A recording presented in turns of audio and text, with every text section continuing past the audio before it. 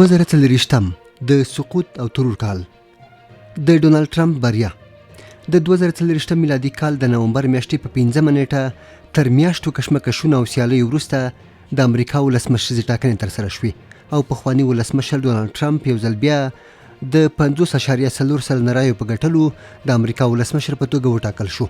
په پام کې ده ډونالډ ټرمپ به د 2015 میلادي کال د جنورۍ په 20 نیټه سپینې ماڼۍ ته ننوځي او د خپلې واکمنۍ دوهمه دوره پیل کړي. د روسیې د ولسمشر د دښمن مشکوکه مړینه د 2040 میلادي کال د فبرورۍ په 14 نیټه د روسیې په شمال کې په یو زندان کې د ولسمشر پوتین سرسخت سیال الکسی ناوالني ناڅاپي مړ شو او مړینه یې په یوه جنجالي موضوع واوښته. هغه چې د زندان په حویلۍ کې پلی قدم واهه وغورځېده او ژوند یې بایلود. هغه په داسې حال کې ښخ شو چې میرمن یې جسد ونه لید. د اوکراین جګړه تر 2 کلنۍ واوښته.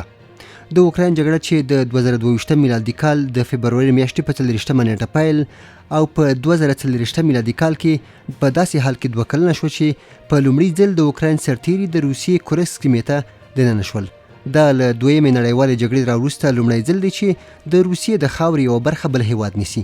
خو اوس باور ده دی چې ښایي د امریکا نوی ولسمشر به د اوکراین او روسیې د دې جګړې سناریو بدله کړي.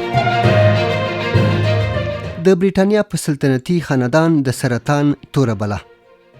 په 2040 میلادي کال کې معلومه شوه چې د بریټانیا د سلطنتي کورنۍ 2 مهم غړي په سرطان اخته دي. لومړی د انګلستان پاچا دریم چارلز او ورپسې انګور کیټ میډلټون په ډیره کمه فاصله کې په سرطان اخته شول. د چارلز د سرطان ناروغۍ په پروستات او د انګور یې په ګېډه کې ده. دواړه لا هم ژوندي دي او تر جدي مراقبت لاندې دي. د 2040 میلادي کال یو له ټکان ورکوونکو پیښو د ایران د پخواني ولسمشر ابراهیم رئیسي او د بهرنیو چارو وزیر امیر عبداللهیان د الوتکې سقوط او وژل کېدل وو. رئیسي د 2040 میلادي کال په پسرلي کې د آذربایجان په ورزقان سیمه کې د اوبو د بند پرانیستې ته په سفر تللی و چې الوتکه یې سقوط شوه. په غزې تړانګه کې د جګړې دوام. د غزې جګړه د 2023 میلادي کال د اکتوبر په 9 پیل شوه او په 2040 میلادي کال کې هم دوام وکړ. تر دې مهاله د دې جګړې له کبله د وژل شویو کسانو شمېر 43,000 کسانو څخه اوړي. په دې کال کې د اسرائیلو صدر اعظم تر ټولو جنګي جنایتکار وبلل شو. که څه هم ځینو هیوادونو ته یې سفر هم محدود شو خو له جګړې لاس وانخیست. پرله پسې د ځینو مسلمانانو هیوادونو له لوري غزه کې د اوربند هڅې هم وشوې خو عملي پایله نه لرله. د حزب الله د مشر وژل کېدل.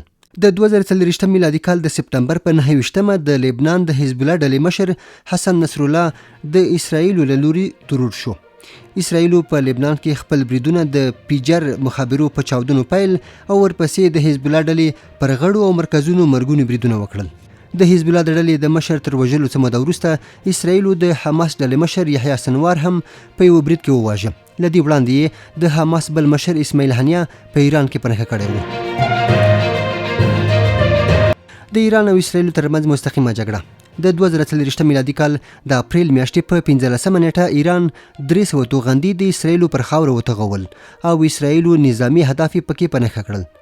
ایران دا بریدونه په دې هیواد کې د حماس د ډلې د مشر د ترور ځواب وباله. خو د 2040 میلادي کال د اکتوبر میاشتې په 26 نیټه اسرائیلو د ایران په خاوره کې ځینې نظامي مرکزونه پنهه کړل چې د تلفاتو جزیات لا هم پټ دي. او د بشار الاسد د حکومت سقوط. بشار الاسد پر سوریه تر 40 کلنې واکمنۍ وروسته دمشق پرېښود، مسکو ته وتښتېده او د الجولاني په مشرۍ مخالفې ډلې په 2 اونیو کې د سوریې ټول ښارونه ونیول.